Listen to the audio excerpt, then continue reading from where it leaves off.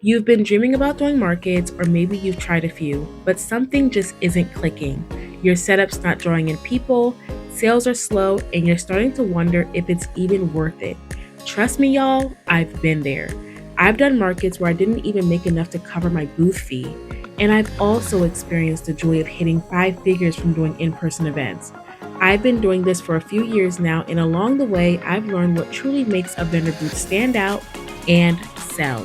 So in this video, I'm giving you everything I've learned to help you create a booth that grabs attention, feels like you, and brings in real results. By the time you're done watching, you'll feel confident and ready to show up and show out at your next event. If I can do it, y'all, you can do it too. Hey y'all, if you guys are new here, hi guys, my name is Tina. I am the founder and owner of XM Beauty, and here at XM Beauty we sell natural hair care and accessories. In today's video, I'm going to be helping you create your very best vendor booth for your in-person events. I am so excited about this video, you guys, because markets are near and dear to my heart. I love doing markets. It is currently my main source of income for my business, and I'm just so grateful to share everything with you on how to create the very best vendor booth for your market. Whether you're just getting started or you're looking to elevate your market booth, this video is for you. We are going to go over 10 things that you can do to create the very best vendor booth for your market. If you guys are interested in this, keep watching. Alrighty, before we even get in this video, I do want to go over a few essentials that you guys need for markets to begin with. This video is going to be how to create the best vendor booth, but before creating the best vendor booth, we actually need the essentials and the basics for even doing markets. And that of course includes your tent weights, your table, chairs, tablecloths, your products, and all of that good stuff.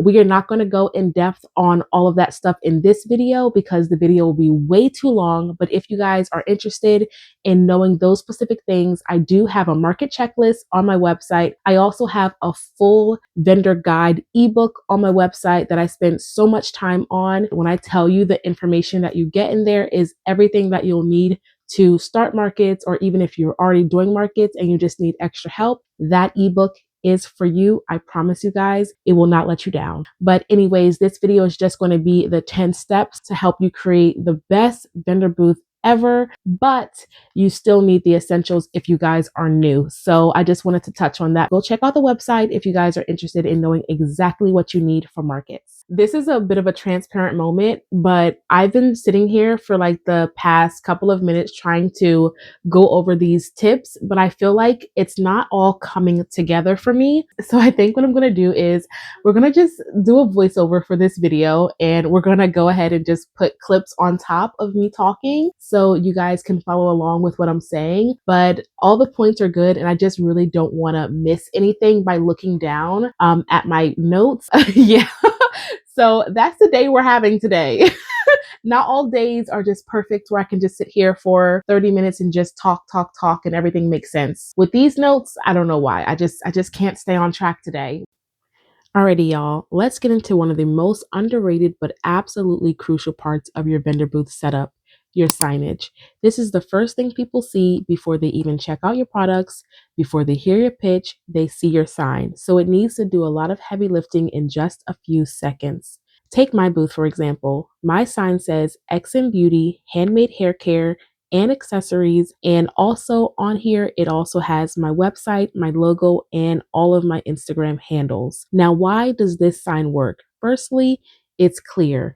You immediately know the name of my business and what I sell. There's no guessing game. It's all right there, front and center. And secondly, it's eye-catching. I use fonts that are bold and readable from a few feet away, and I keep my colors consistent with my brand so it all looks cohesive and professional. And third, it's intentional. I'm not just putting my name up there and hoping people get curious. I'm telling them, hey, this is what I do. This is why it's special. Here's how you can learn more. If your sign can do that, you're already ahead of the game.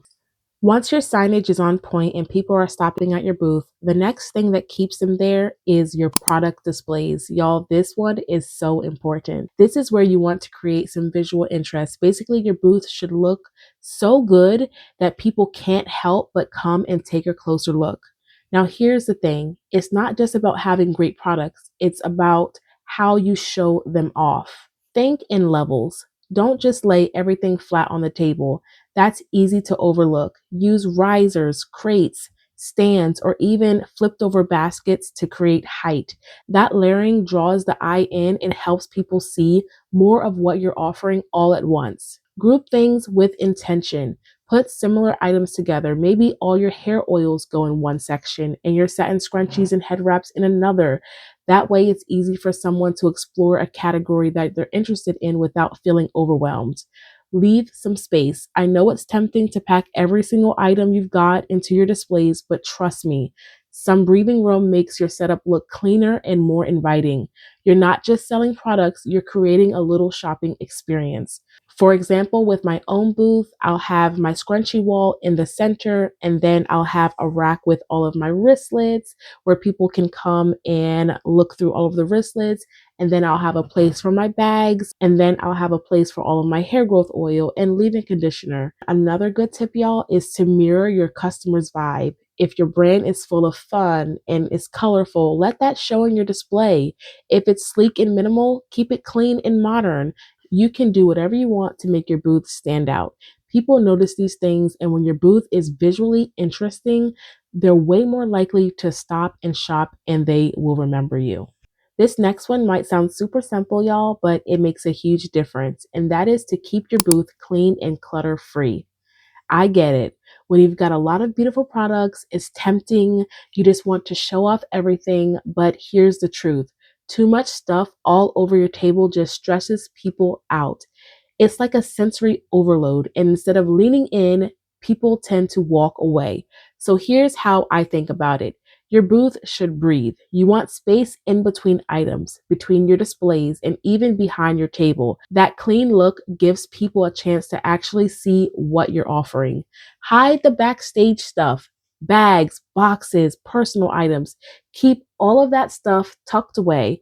I usually bring a cute tablecloth that goes all the way down so that you can't see any of the bins or all the extra stuff underneath my table, and I store everything underneath there. Reset often.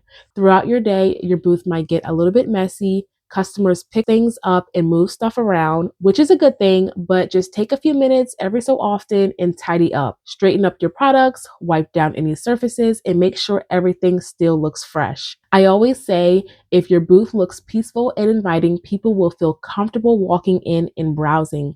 If it looks packed and messy and chaotic, they're just going to keep it moving. Minimal doesn't mean boring, it just means curated. So show off your best pieces, arrange them with intention, and let them shine. Alrighty, so you've got your signage, your displays looking gorgeous, and your booth is clean and chill. Now let's talk about something super practical that a lot of vendors forget. Make your payment options obvious, y'all. Here's the thing: when someone's ready to buy, you don't want them to second guess or having to ask, do you take card? Do you take Venmo? Can I use Apple Pay, etc.? Make it crystal clear how people can pay. I like to have a little frame sign or tabletop display that lists everything I accept. That is cash, card, Apple Pay, Venmo, PayPal, whatever. If you use something like Square or Shopify, you can even customize a cute little sign that matches your brand's vibe. And if you take mobile payments, QR codes are your best friend. I get so many customers all the time loving to see the QR codes. Print them out, make them big enough to scan, and put one at eye level on your table. You want people to feel like paying is super easy, not confusing or awkward. It also gives people confidence. When they see that you accept modern payment methods, it makes your business feel legit, prepared, and professional, even if you're a one-person show. So my tip is set it and forget it. Get a cute little sign that says something like, we accept cash, credit card, Apple Pay, Venmo, scan to pay, QR codes, all of it right there in the eyesight of the customer. Stick that near your checkout and boom, your customers aren't wondering, they are buying. Now let's talk about something every vendor has to deal with at some point: making the most out of your space. So usually you're working with a standard 10 by 10 booth. Sounds like a decent amount of room, right? But when you get to some of those vendor events that are inside or pop-ups that are inside, the space can shrink real fast. Sometimes it's like a 6x6 or an 8x8 or even a 9x9, or you're sandwiched in between two other vendors with barely enough room to turn around. So here's how you can make the most out of whatever space you've got. Think vertically. When your floor space is limited, go up. Use shelves, crates, racks, anything that lets you stack or hang items and bring things to eye level. This not only saves you space, but it also helps grab attention. Foldable and flexible is your best friend. Use furniture and displays that are lightweight and also easy to move around. You can also use collapsible risers and also foldable tables. Do a dry run at home. Seriously, measure out your space on your living room floor or in your driveway. Set up your full booth display before market day so you know exactly what works and what doesn't. I can tell you how many times I've switched up my layout just from doing a quick trial run. And also, after you're done doing a dry run, you can take pictures of your setup so on market day, it'll be a breeze for you to set up. The next thing is to keep customer flow in mind. This is so important, y'all. Leave enough room for people to walk up and actually browse. Even in a small space, a simple L-shaped layout or pushing your table slightly back can make your booth feel way more open. The goal is to create a space that feels inviting no matter how big it is, whether you got 10 feet or 5 feet. With a little bit of planning and the right setup, you can still make it work and make it look good. Alrighty, so here's one of my favorite tips that really helps with getting people to go from just looking to, all right, I need this in my life. Let them try the product. Let them try it. Seriously, y'all, offer samples, testers, do quick demos if you can, whatever you have to do to get the customer to buy. Sometimes a customer just needs to see, touch, or smell the product before they're ready to buy it. And when they can, that's when the magic happens. Let's say you're selling handmade hair growth oils like I do. Having a little tester bottle with a dropper that people can smell or feel on their hand, that's a game changer. They get to feel the texture and also see how it absorbs into their skin. That personal experience helps them connect with the product and it also builds trust. Same thing with accessories. If you have scrunchies or bonnets like I do, set up a mirror and let them try it on. Show them how it looks. I'll even do a quick demo for somebody who's never even worn a bonnet before. I'll show them how it's used. And just like that, the product's sold. And also a quick tip if you're offering testers, keep wipes or sanitizer nearby to keep things clean. Label your testers clearly so that they don't get mixed up with your sellable stock. And also, just to be safe, if you're doing food or skincare products, check your local rules. And some markets have specific guidelines around those samples. So just make sure that everything is good on that end. And don't feel like you have to go over the top. A simple setup with 1 or 2 testers per product is enough to let people experience what you're offering in a way that feels good and feels real. At the end of the day, people want to feel confident in what they're buying, and giving them a little taste of that experience, that just builds the connection. Alrighty, the next point is stay on brand with everything. This is so important, especially if you're like me and your business is all about high quality handmade products. Everything at your booth, from your signage to your setup to your packaging, should feel like you and reflect the heart of what you do. I always say when someone walks by my booth, I want them to feel the quality of my brand, not just the products themselves, but from the entire experience, the way the table is styled, the way my logo is displayed, even the texture of my labels and the packaging. Your colors, your font choices, your display layouts, it should all align with your brand's vibe. If you're offering premium handcrafted items, your booth should feel intentional and refined, not thrown together last minute. With XM Beauty, I focus on high quality handmade hair care and accessories. So I keep my displays clean. I use materials that reflect care and craftsmanship. And I always think about how to elevate the customer's experience. Because when your brand shows up consistently, visually, and emotionally, people remember you. And more importantly, they start to trust you. So whether it's your booth setup, your Instagram, or your packaging, keep it cohesive. Let it tell the story of your brand without you even having to say a word. Alrighty, y'all, we are almost getting to the end, but Point 8 is to limit the people behind your booth. Seriously, y'all, this one is the key. I get it. Sometimes you want all of your friends or your team members there to help you, but trust me, you don't need more than 2 people behind the booth at any given time. And here's why it's so important. Too many people can make your booth feel cramped and chaotic. The last thing you want is for your customers to feel like they're interrupting a group conversation or trying to get around a bunch of people just to look at your products. Keeping it to 2 people, it keeps things chill, professional, and approachable. Focus on your customers. With a small team behind the booth, you'll have the ability to really connect with the people who are interested in your products. You can answer questions, give demos, and genuinely guide them through the shopping experience without any distractions. Teamwork makes it smoother. If you do have 2 people, it's a perfect balance. One person can chat with the customers while the other handles checkout, restocks, or tidies up. You're not overwhelmed and you're providing a more relaxed, welcoming atmosphere. So keep it simple, 2 people max, y'all. That way your booth feels inviting and you stay focused on giving each customer a great experience. Here's the tactic that always works for me and can really help boost your sales. Use bundles or buy more, save more deals. This one's a win-win for both you and the customer. And here's why. It makes customers feel like they're getting a deal. People love a good bargain. So when you bundle your products together, whether it's a hair care set or matching accessories, you're giving them more value for their money. And guess what?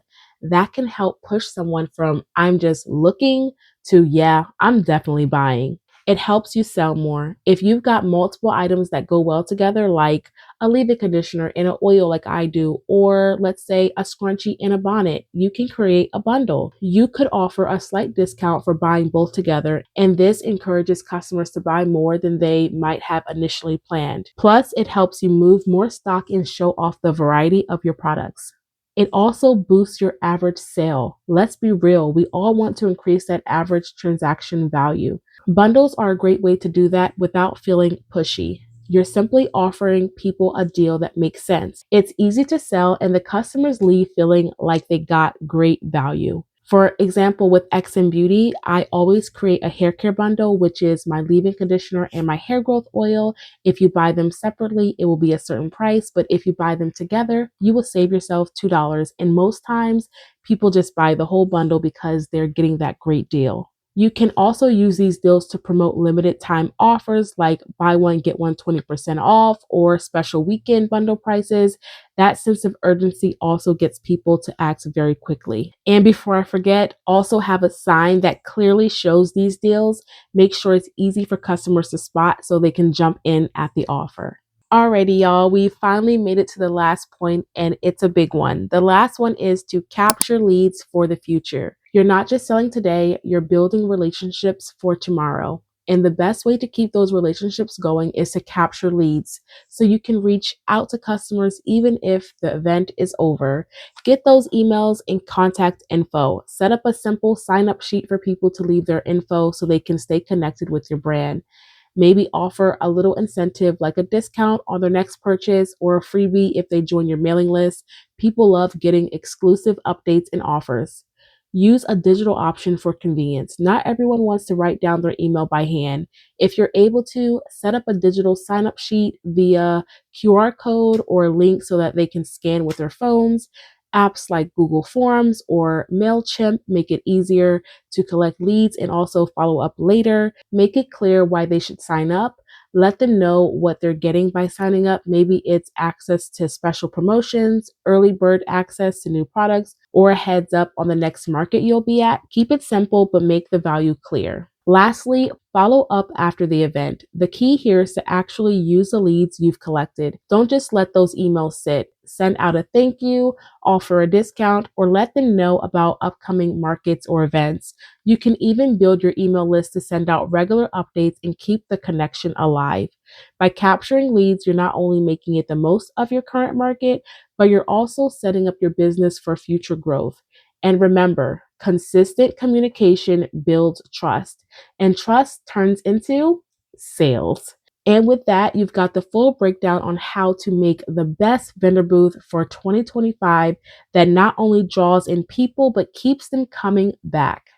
we've made it to the end of this video. I hope you guys love this style of video. I know it was a bit different. I fully expected to sit here and just talk you guys through the whole thing and just glance at my notes, but for some reason it just wasn't coming together for me. So a voiceover made more sense for me to explain better to you guys, and hopefully I was still able to make that impact on what I wanted to say and to help you guys with your markets this season. Market season is just my season. I love market season so much. I'm so excited for it, and I really hope that you guys also have the best market season if that's what you guys are doing or want to do. It is so much fun. You meet so many people. It's such a great way to network and build connections. I've made so many connections through markets. So it's amazing. I highly, highly, highly, highly recommend markets to anybody who is looking to make more money in their business, to grow their business.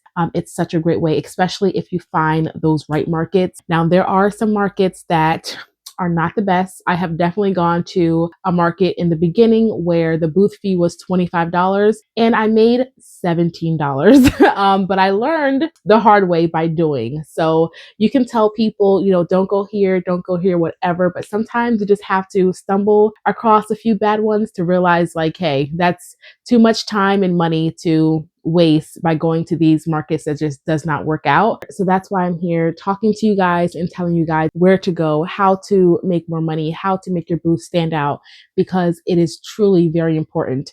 I have been to so many farmers markets and the person right next to me, their display could be just so much better and they could have made so much more money if they just would have paid attention or just even knew how to make it better. Some people just don't know. They just think this is what works, but you can really take a day from making $100 day to $1,000 day just by tweaking a few things. And so that's why I wanted to just sit down and talk to you guys about markets and how to make your space better and your booth better, because truly, like, it is so important. When you're a vendor, it is so important that you really care about your booth and everything, because the customers are going to buy from you. You are in charge of that 10 by 10 space. So you want to make the most of it. And some of them are cheap, some of them are not so cheap. So you want to make sure that you're getting the most out of your money and also time. Even if you spend just $25 on a market, you've also spent your time there. So if the market is 5 hours, you've spent 5 hours of your time at this market. You want to make the best of it. So it will feel so much better making $1,000 than it is to make $100. I know, because you have to account for gas, for time, for labor, for everything. So I just want to sit here and tell you guys, these are the things that have helped me make more money as the years went on. I have made $17 at a market, and I've also made 5 figures at a market. Yes, it was a multiple day show, but still 5 figures is really good money for a show. So yeah, I just want to come on here and tell you guys, what to do to elevate your booth, because it could be something so small. It does not have to take a lot of money. Some of my displays I get right from Dollar Tree. Others I get from Amazon. I try to link everything on my Amazon storefront.